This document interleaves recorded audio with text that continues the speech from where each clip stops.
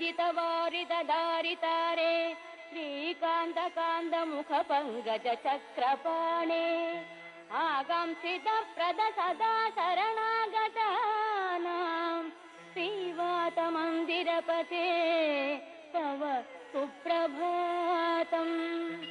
श्रीराजमानसुमनो मकुटाग्ररत्ननीराजिताङ्घ्रियुग भक्तजनैकबन्धो नारायणाच्युत हरे भगवन्मुरारे श्रीवातमन्दिरपते तव सुप्रभातम्।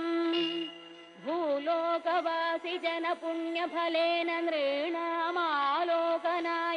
गुरुवायुपुरेऽभिरामे त्रैलोक्यनायक विभो त्वमिह विरासिः श्रीवातमन्दिरपते